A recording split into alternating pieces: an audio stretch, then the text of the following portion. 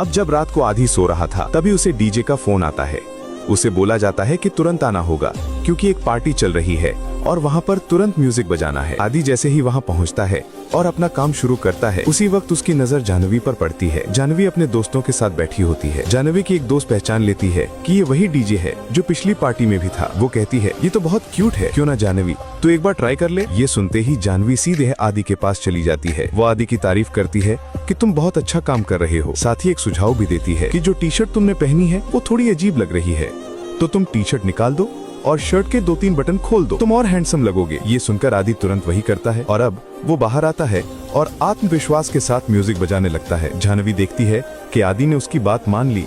उसने जो कहा आदि ने वैसा ही किया। इसके बाद जानवी और आदि साथ बैठते हैं। दोनों के बीच लंबी बातचीत होती है। यहाँ आदि जानवी को बताता है कि उसका एक ही सपना है कि वो एक दिन बहुत बड़ा डीजे बने। जानवी अब आदि पर काफी खर्च करने लगी थी। उसे महंगे कपड़े दिलवाए और यहाँ तक कि अपना कार्ड भी दे दिया। कहा जो चाहो खरीद लेना। इसके बाद जानवी आदि को अपने दोस्त की पार्टी में ले गई। वहीं धरनी भी मौजूद थी। धरनी ने आदि को देखा और कहा हमारे पास म्यूजिक सिस्टम है, क्यों ना तुम थोड़ा म्यूजिक बजाओ, सबको अच्छा लगेगा। ये बात इसलिए कही क्योंकि आदि एक डीजे है। लेकिन तभी आदि की नजर एक लड़के पर पड़ी, जोएल। वो पीछे से जानवी को पकड़ता है। ये देखकर आदि दंग रह गया। उसे समझ में आ गया कि ये गलत था और जानवी को इसे रोकना चाहिए था। उसके बाद वहाँ मौजूद सभी दोस्त जैसे जोएल, धरनी वगैरह आपस में बातचीत करने लगे। सब अंग्रेजी में बात कर रहे थे और सब बहुत अमीर थे। जब किसी ने जानवी से पूछा ये लड़का कौन है, तो जानवी कुछ कह नहीं पाई। जब दोनों वापसी कर रहे थे तब आदि ने जानवी को चुपचाप चूम लिया। थारिनी ने कहा कि जानवी कभी भी आदि से प्यार करने का इरादा नहीं था। वो तो बस 6 महीने बाद तुर्की जा रही थी,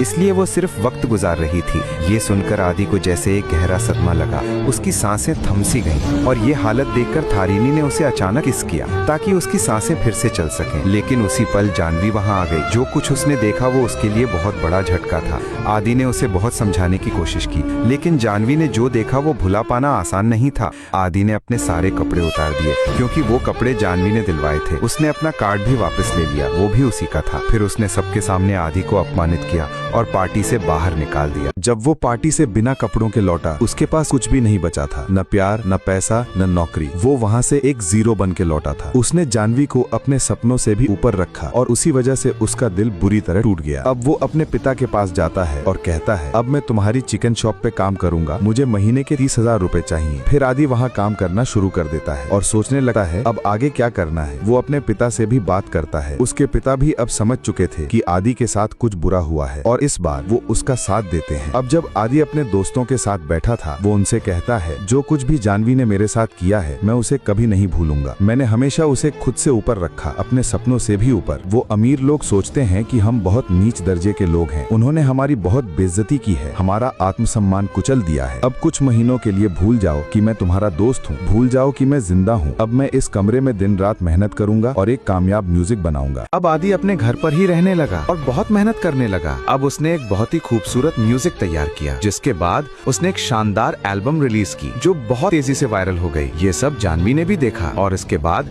आदि ने कॉन्सर्ट्स करना शुरू कर दिए। जब जानवी को इस बारे में पता चला तो वो भी उसी कॉन्सर्ट में पहुंच गई और जब कॉन्सर्ट खत्म हुआ और आदि वहां से निकल रहा था तो जानवी उसका पीछा करती है। वो उससे माफी मांगती है, लेकिन यहाँ आदि उससे कहता है मेरी शर्ट को मत छूना, ये मेरी शर्ट है। उस आदमी की जिसका दिल तुमने तोड़ा था वो कोई और था और अब जो मैं हूँ वो कोई और है, इसीलिए माफी का सवाल ही नहीं उठा। जानवी कहती है तुमसे दूर रहकर मुझे एहसास हुआ कि मुझे तुमसे प्यार हो गया है, लेकिन आदि कुछ भी सुनना नहीं चाहता था। अब जानवी ये सब बात अपने पापा को बताती है। पिता समझाते हैं प्यार की कोई सीमा नहीं होती, तुम जो करना चाहती हो करो, हम तुम्हारे साथ हैं। ये सुनकर जानवी को बहुत अच्छा लगता है और वो सीधे आदि के घर पहुंचती है। वो कहती है अब मैं तुम्हारे साथ ही रहूंगी, तुम जहाँ जाओगे मैं तुम्हारे साथ रहूंगी। अगले पार्ट के लिए वीडियो को लाइक करके कमेंट करें। और अब क्योंकि जानवी आदि का साथ छोड़ने का नाम नहीं ले रही थी, इसलिए वो उसे अपने पापा की चिकन शॉप पर ले गया और पता चला कि जानवी तो एक वेगन लड़की है। उसे मांस मछली से सख्त नफरत थी, इसीलिए आदि उसे वहाँ लाया था। लेकिन फिर भी जानवी ने आदि को नहीं छोड़ा, वो वहीं उसके साथ बैठी रही। इसके बाद आदि ने उसे समझाया मेरा घर तुम्हारे लायक नहीं है, हमारा घर बहुत छोटा है, हम एक मिडिल क्लास फैमिली से हैं, हमारी जिंदगी बहुत सिंपल है, तुम सोच लो तुम्हें क्या करना है, क्योंकि अगर तुम्हें ऐसे ही रहना है तो बहुत दिक्कतें होंगी। क्या तुम मेरे साथ मेरे छोटे से घर में रह पाओगी? ये सब सुनने के बाद अगली सुबह जानवी अपना सारा सामान लेकर आदि के घर आ जाती है। जाती है। वो अपने पापा से भी कह देती है कि अब वो यहीं रहेगी। अब जानवी आदि के घर रहने लगती है। वो आदि की माँ की मदद करने लगती है और अब एक दिन जानवी आदि के लिए चिकन बिरयानी बनाती है, जबकि वो खुद एक वैगन लड़की है और उसने कभी मांस को हाथ भी नहीं लगाया, लेकिन फिर भी उसने आदि के लिए बिरयानी बना दी। यहाँ आदि कहता है, तुम जानती हो मैं सिर्फ अपनी माँ के हाथ की बनी चिकन बिरयानी खाता हूँ। जोएल जाह्नवी का दोस्त होता है और उसके अंदर पैसों का बहुत घमंड होता है। अब पार्टी के बीच में जोएल आदि और उसके दोस्तों का इंसल्ट करने लगता है, जो आदि को बिल्कुल पसंद नहीं आता, क्योंकि जोएल को तो इस पार्टी में आना ही नहीं चाहिए था। यहाँ जोएल जाह्नवी से कहता है, तुमने किस तरह के लड़के को चुन लिया है, ये तो बहुत गरीब सा लगता है। ये सुनते ही आदि को बहुत गुस्सा आता है और वो जोएल को बुरी तरह पीट देता है। जाह्नवी उसे रोकने की कोशिश करती है, तुम ये क्या कर रहे हो, लेकिन आदि तो अब आपे से बाहर था। वो जाह्नवी पर ही चिल्लाने लगता है, मुझे समझ नहीं आता तुम कैसी लड़की हो, तुम्हारा दोस्त मेरा अपमान करता है, मेरे बारे में उल्टा सीधा बोलता है और तुम बस चुपचाप देखती रहती हो। आदि उसे बहुत कुछ कह देता है और जब वो घर आता है तो अपनी माँ से बहुत सारी बातें करता है। वो कहता है,